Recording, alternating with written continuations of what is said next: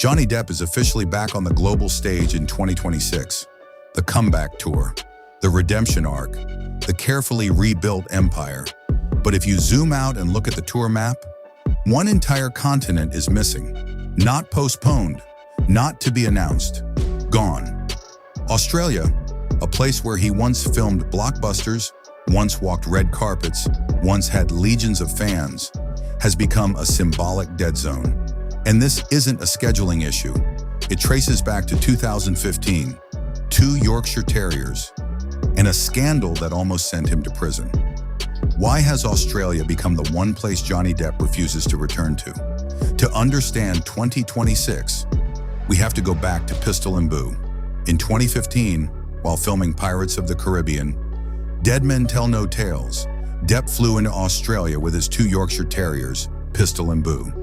What followed wasn't a celebrity mishap. It became an international biosecurity scandal. Australia's Agriculture Department accused Depp of illegally importing the dogs without proper quarantine clearance. Authorities threatened seizure. There was public outrage and potentially criminal charges.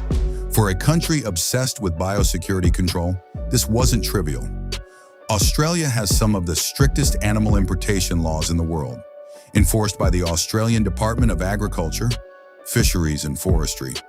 But here's where it turned psychological. Instead of a quiet fine, the resolution required a public apology video. In that now viral clip, Depp and Amber Heard stiffly read a government-drafted script praising Australian biosecurity laws. The internet didn't see legal closure, it saw humiliation. The clip became meme material, late-night punchline, war on terriers. For Depp, an actor who built his brand on autonomy, rebellion, and creative sovereignty, this was public submission to state authority.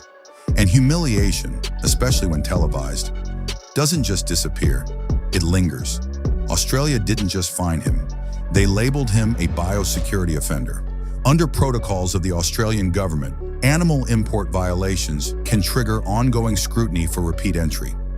Even years later, international touring entourages must comply with strict quarantine inspections. Now imagine planning a 2026 global tour, private jets, support staff, equipment, security teams, and then imagine re-entering the one country where you were nearly charged. Your name is still tied to a biosecurity database. Your apology video lives forever online. From a logistics perspective, it's compliance.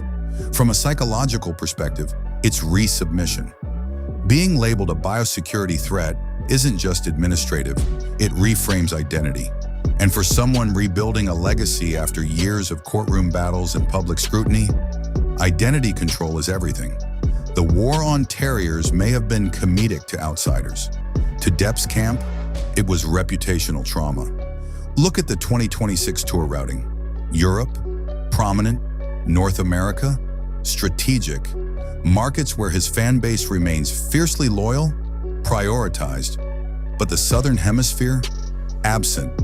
This is what we call the redemption map paradox. I'm very, very honored and very happy to be back in San Sebastian again. This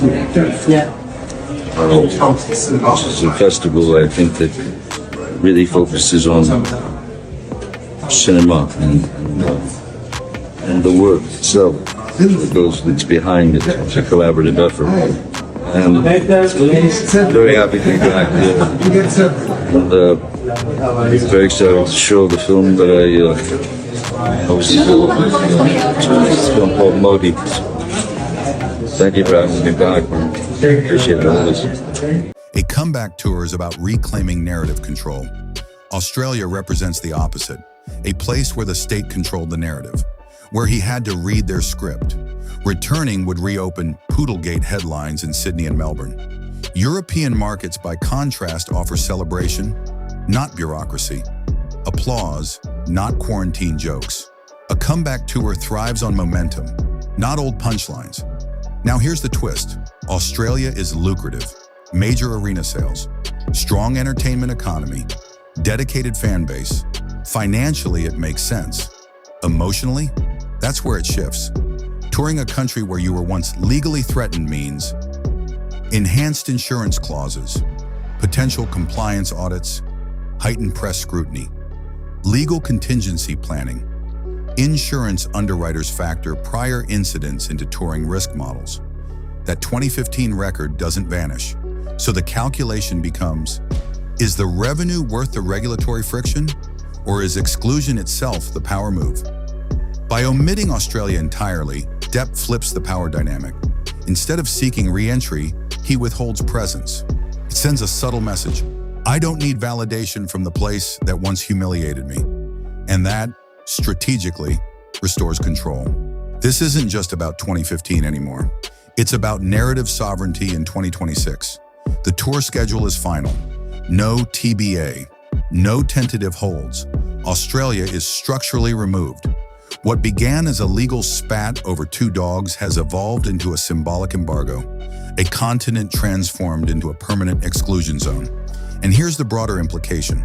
When global celebrities clash with strict regulatory nations, the consequences can extend far beyond fines. They reshape geography. They redraw maps. For Johnny Depp, the absence of Australia isn't accidental. It's architectural, a decision rooted in humiliation memory, risk management, and strategic image rehabilitation. The door hasn't just closed, it's been sealed. So now the question isn't whether Australia will ever reappear on his map. The real question is, was this a logistical decision or the final chapter in a decade-long grudge? Let me know in the comments, is this strategic power or unfinished business? And if you want more deep dives into the psychology behind celebrity comebacks, subscribe, because sometimes what's missing tells the loudest story.